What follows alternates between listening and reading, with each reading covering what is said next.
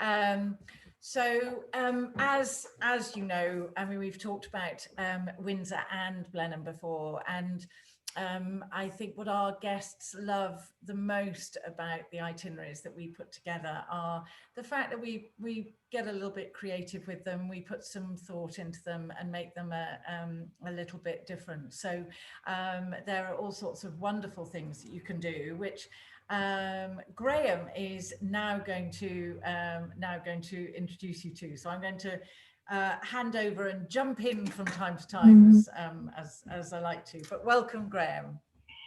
Hello, Sam, and thank you, and hello, everybody. Good to see you all. So yes, I'm Graham Horn. There's my horrible picture on the left-hand side. It was raining when I was standing outside Windsor Castle, but let's hope that when you and your guests come across that we'll have nice sunny days, and it looks a little bit better than that. So Windsor Castle, Blenheim Palace, two absolutely magnificent houses, if that's what you want to call them, in not too far from Henley. I live about 15 minutes away from Henley and 20 minutes away from Windsor, not that much further to Blenheim Palace either. I'm sure you know Windsor Castle. You perhaps know Blenheim Palace perhaps slightly less, but what we'll do is show you a few pictures, take you through the sorts of things that you can see at both places and do at both places, not necessarily only in the castle and the palace, but in the surrounding area as well. And it fits in with an awful lot of what Humphreys of Henley can arrange for you and your guests. So you'll see there, I've just said Windsor Castle, history, things to see and do, what's it really like, special activities, etc. Similarly for Blenheim Palace. Let's go on to the next slide. And what have we got? Oh yes, a little bit about me. Well, you don't want to read all of that. The interesting fact that Sam has decided to put down, we had a chat about this a couple of days ago, and I think you had a talk about Hever Castle, and I said, oh well, actually my grandfather was head gardener at Hever Castle just after the Second World War.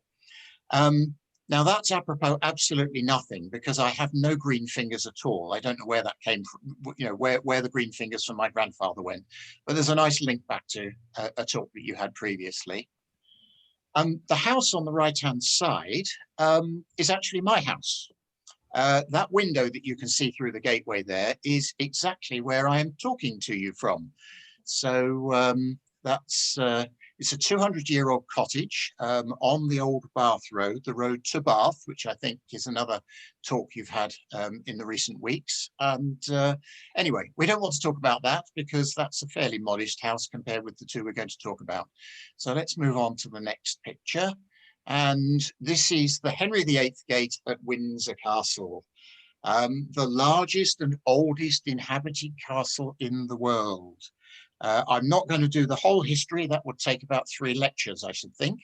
But then just to say that William I, William the Conqueror, when he took over England as it then was in 1066, our famous date in history, he started with a ring of castles all the way around London. And one of those was the Embroyo Windsor Castle, a wooden Motte and Bailey castle. And that then grew over the next 200 years into the size and shape that we see today. So it's been continuously occupied since then, 900 and however many years that is. And it's also the largest inhabited castle in the world. If you can think of an Olympic running track, it's 13 times the size of the Olympic running track. Absolutely huge. Our Queen absolutely loves it. She usually comes down here every weekend, Friday afternoon to Monday lunchtime. She'll also spend Easter here in normal circumstances, and usually June, which is Royal Ascot week, Garter ceremony, and so on. This year, because of course everything is different this year, she's actually been keeping herself to herself at Windsor Castle. There's been one or two events, but that's where she's been for much of 2020. As I say, 1070, the whole history is huge, but some significant monarchs that have put their stamp on the castle, if you like. Edward III in the 14th century, Charles II in the mid-17th century, the Merry Monarch, George IV, the son of George III, who is familiar to many Americans. He was the person who decided that we would let you go your own way. And George IV was his son, the Prince Regent. He put a lot of bling into the castle. And then, of course, we have our own Queen Elizabeth, who's put a lot of touches to it, particularly with the unfortunate event we had the fire in 1992. And a lot of the restoration has incorporated history with modern in a very, very satisfactory way. So, yes, it is popular. There's a lot to do. You'll see precincts, state apartments. Precincts, by that I mean the bits that are outside but within the castle, which are quite significant in themselves. The state apartments, we don't get to see the Queen's private apartments. Nobody does. I've never been into those. But the state apartments are the places where all of the big state events take place, including St. George's Hall, which is, it's absolutely fantastic room that can seat 160 people to a sit-down meal. And that's the real sort of centerpiece of the state apartments. St. George's Chapel, which many of you will be familiar with the weddings, the wedding of Prince Harry and Meghan a couple of years ago. And it's also the spiritual home of the Order of the Garter. It can be busy. It does take a little while to get in. You have to go through this airline type security, but once you're in, you can spend the whole of the rest of the day in Windsor Castle, and there is an awful lot to see. Let's go on to the next picture and see what we've got there. So this is actually a picture on the right-hand side of Royal Windsor Shopping. It's was or still is, in fact, one of the railway stations in Windsor, but a lot of the space now is given over to some fantastic shopping. And the great thing about Windsor is if you turned round from where that picture is taken, you would literally be standing by the walls of Windsor Castle. Because Windsor grew up around Windsor, the town, grew up around the castle. And it's just all there together. You come out of the shopping centre and you're faced with the entrance to the castle. And also, Graham, you can, I think that the lovely opportunities as well, forgive me for interrupting, I mean, obviously most of the experiences happen during the day, yes. But there is the opportunity to go in after hours, isn't there? And it's not always available when Her Majesty's in residence and so on, but to have the opportunity to be taken on a guided tour when it's closed to the public, you don't quite feel like King and Queen of the castle, but not far off. It's no, really it's certainly a much different experience. I've put a couple of we've put a couple of suggestions there. Conquer the Tower is something that they've had where you go up to the right up to the top of the round tower, and as Sam has just said, private visits. I've put, for example, the Royal Kitchens there. That's a very interesting place. I've had the opportunity of going to the Royal Kitchens. It's little quirky things as well. The Queen has her own private personal chef. All the clocks in the kitchen are set 5 minutes fast, so that when the banquet is being prepared for these 160 people, the timing is absolutely spot on and immaculate to get the food from the kitchens, which are in the floor below the banqueting hall, St. George's Hall, right up to the table at the right time. So yes, we don't quite know what's going to be available. With COVID, obviously, a huge amount of things has changed. but as Sam said, there's lots of special things that she can make inquiries about and see what we can find out. So it's not only just doing the standard things. And then don't only think of the castle as well. A lot of people literally go from the coach park to the castle and back again, and they miss so much of Windsor. Yeah. There's that fantastic view, we'll see it a bit later on, I think, of Windsor Great Park. You can go to Runnymede, which is where Magna Carta was sealed, and I'll show you a couple of pictures in a minute. Eton, just across the River Thames, and then Eton College. Eton College does do some private tours, some public tours, I should say. I'm in fact one of the select group of guides to guide in Eton College, which I'm really, really proud about as well. There's only 6 of us. So all these things can be put together in a package, and it's really bespoke. It's about what specific things your guests are looking for. Let's go on to the next picture and see what we've got next. So here's just a few pictures, slightly wider afield than the castle. Bottom right, you might be able to see that was actually a drawing, an etching that was made in the 1600s. And if you compare that with a bird's eye view of the castle today, you will not find much difference. You've got the round tower in the middle, the heart of the original castle. You've got St. George's Chapel to the right, to the left-hand side within the castle walls, and then the town around it. And that's exactly the same today, 300-400 years later. That gate at the top right, that's Henry VIII's gate. That was built in his time in the 1510s. That's not actually the way you go in, that's the way you come out usually of the castle, but it's right there. You're literally in the town.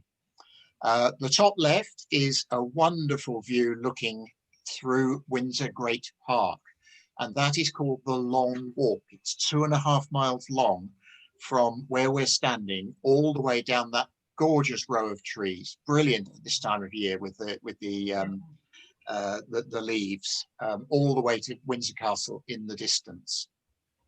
And then the bottom left is the equestrian statue of our current Queen, Elizabeth II. That's in Windsor Great Park, not in the same location as the top picture, but Windsor Great Park is 5,000 acres. It's something like 6 or 7 miles across from end to end. I do hikes in the park, and I've got 3 different all-day hikes that do different parts of the park that you just don't, there's so much that you can go and see in the park as well. And this is something, and we completely agree about this, that Windsor sometimes can be positioned as somewhere to go for a couple of hours, whiz around the castle, and then go on to wherever else. But to do a whole day, so you can do a good 2.5 hours in the castle to make the most of it. Then Yes. Go out into Windsor Great Park and do the carriage ride. So you see the castle from a completely different perspective. And then go down to the river, meet the skipper of your lovely river launch, and see the castle from the river perspective. I mean, it feels like 3 completely different experiences, and yet you're in. It's all within this beautiful old town. Completely agree. Let's go on to the next pictures. I think we've got one of the river. No, we haven't. We're talking about the carriage rides, and there is a carriage going down the Long Walk. That's completely traffic free, so cars and things and coaches are not allowed along there. So you just get this feel of open space and countryside right on the doorstep of the castle. The top left is at Runnymede, which, as I say, was where Magna Carta was sealed. And that is the American Bar Association memorial to Magna Carta. That was put up in the 1950s. I think the Americans, you do focus a lot more on Magna Carta than probably we do. But nevertheless, to actually go there, and this is the place where it happened in 1215 is really a great thrill. And just nearby from there, you've also got the John F. Kennedy Memorial, which is an acre of land which is been bequeathed to the American public, and that's yours, but it's ours, if you see what I mean. Just one of the rooms inside the castle there, that's the green drawing room. Fabulous. The pictures never do these things justice, but to actually just walk through that, and I think there are 21 or 23 individual rooms in the state apartments that you can go through, and that's just one of them. Just the feel being there is fabulous. Some of them are given over. There's Charles II did a huge, he was a great art collector. And so in some of the rooms, you've got originals. It's like an art gallery as well. You've got Rubens and Van Dyck and Holbein and all these great Bruegel, all these great painters. And you're actually looking at the original pictures. So it's more than just a castle. Let's move on. I think we've got a video of the carriage ride, haven't we? Yes. We have indeed. And the wonderful thing about the carriages, I mean, obviously this one is perfect for the summer, but there are some beautiful carriage rides available at this time of year as well, aren't there? Where they can snuggle up with lovely cozy throws and blankets and so on, and they're in a covered carriage for those, but they're just stunning. Yes, it's a fabulous experience. Let's move on because we're only halfway through our talk. So Blenheim Palace. So, well, firstly, why a palace? It's not a royal palace. It's the only building in England that is not a royal palace that is called a palace.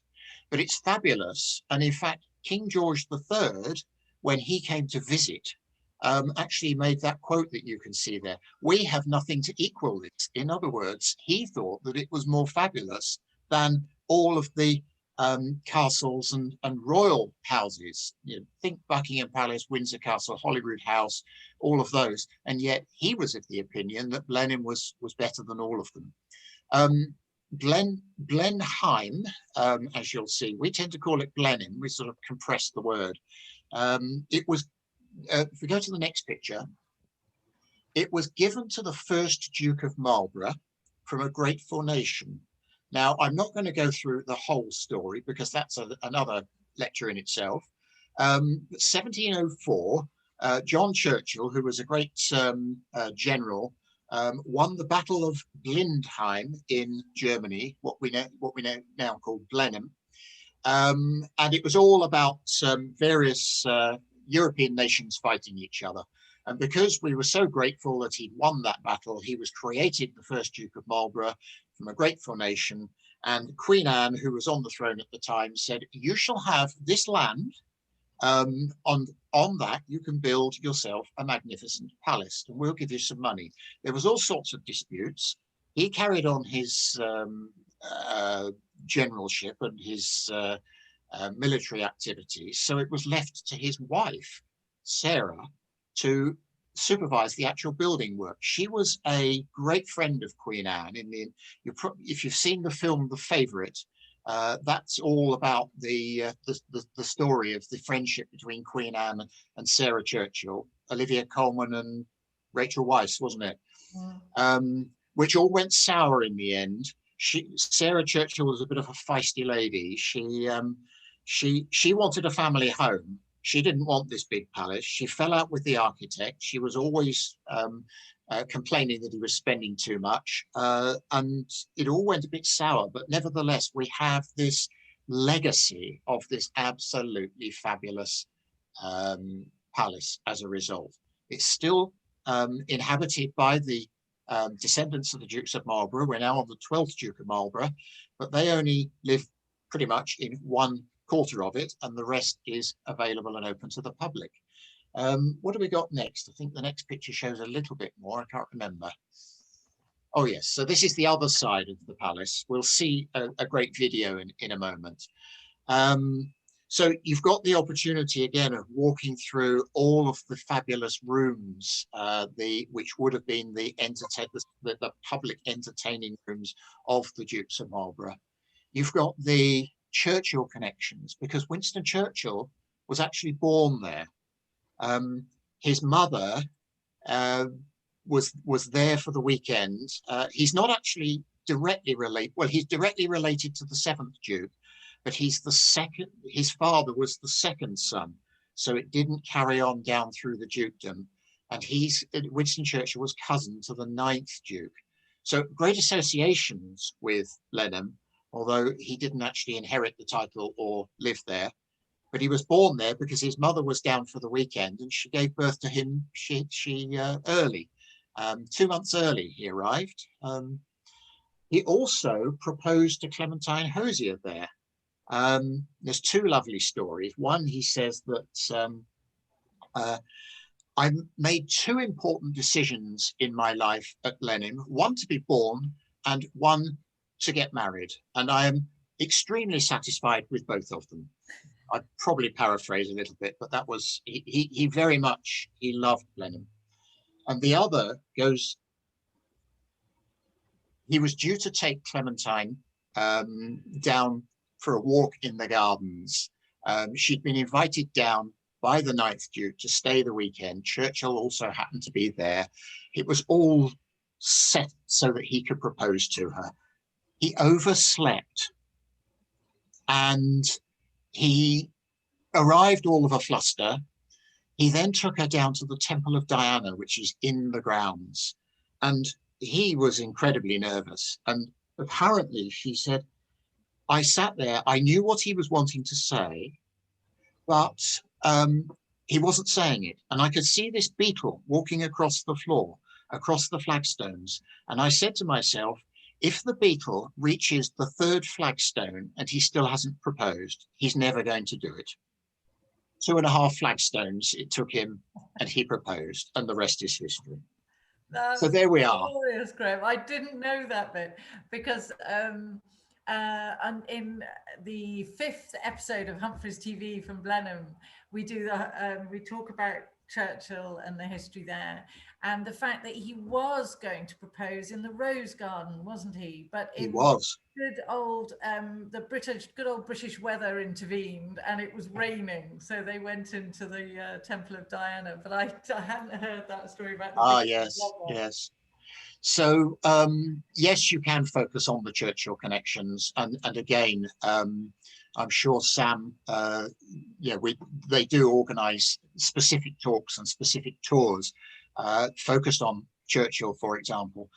I've organised one which was focused on World War II, because in fact part of the Secret Service was based at Blenheim Palace initially, and then they thought they were too close to danger, so they swapped with Malvern College, which is over in the West Country, the other side of the Cotswolds. And Malvern College boys actually had a 1.5 years at Blenheim Palace, and that's a fascinating story in its own right.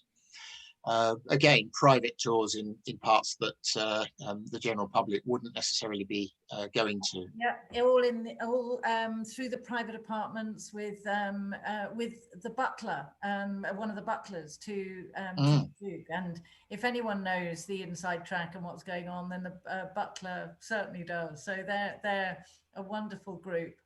But I mean, one of the reasons I think we're so lucky that it's still standing and intact, in spite of the bombing of the Second World War, was because Hitler had decided that Blenheim was going to be his home, hadn't he? He was going to basically run the UK from Blenheim, so no one was allowed to go anywhere near it and damage it in any way. So we've got to be grateful for small mercies, I guess. That's right, and we've also got to be grateful for the American connection, because the ninth Duke was pretty broke.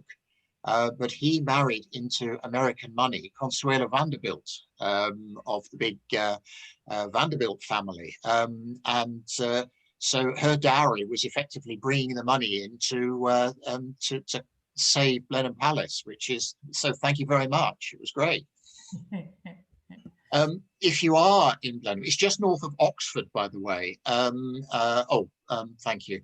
So there's all sorts of things to do around in that area. Oxford itself, I mean, that's another city that you could spend all days exploring, and various college tours and so on. The home of Morse, Downton, yes, Highclere Castle, certainly, but it's not too far from where all of the outdoor scenes were filmed at Downton, at a village near to the west of Oxford. You're not too far away from the Cotswolds. Woodstock is the small town, lovely small town, just literally beside Blenheim Palace. You come through the town of Woodstock, you go through the gate, and then suddenly you get this wow view of the palace, and we'll see that in a moment. Again, it's a massive estate, so walking, hiking, if that's your cup of tea. This is the view top left, across the lake. Capability Brown was one of our famous landscape architects, and he actually dammed the river to create a lake and the bridge across it.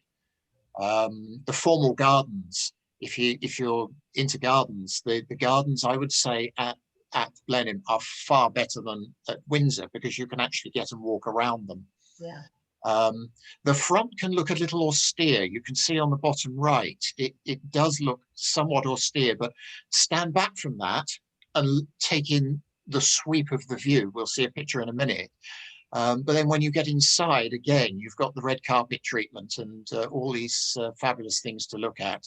And the 12th Duke, who took over from his father about 4 years ago, I think it was. His wife is very much into art, and so you'll get a lot of, in some cases, quite quirky art exhibitions and things like this. You know, sort of. So amongst all of the old stuff, suddenly you find something that was, oh, that's modern art. So it's a great contrast. Yeah. Let's have the next one. So yes, there's some more of the formal gardens on the top left, and another one of the rooms. There's some great tapestries there as well that tell the whole story of the Battle of Blenheim and other significant battles of the first Duke. More of the formal gardens on the bottom right, and Oxford on the top right. If you don't know Oxford, that's another wonderful place. One of the two old universities, Oxford and Cambridge. Well, I don't know about Sam, but I would always say Oxford.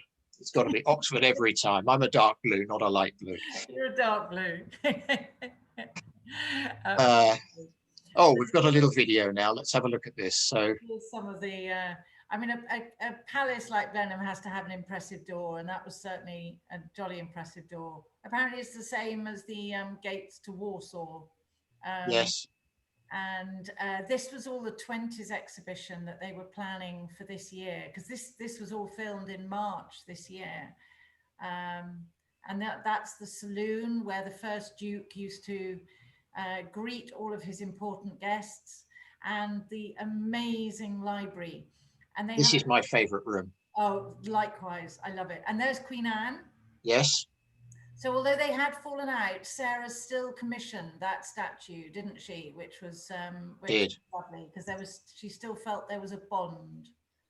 And this is the outside. Talking of Bond, the last Bond film, Sceptre, was actually filmed. That balcony coming into view now on the left-hand side was the headquarters of Sceptre in Rome. It wasn't at all. It was at Blenheim Palace. And all the cars, sort of zooming away across on that route there. So they do a lot of filming at Blenheim Palace as well, which is, so you can spot it in all sorts of things. Absolutely. And well, I mean, now, Graham, we're going to put you on the spot.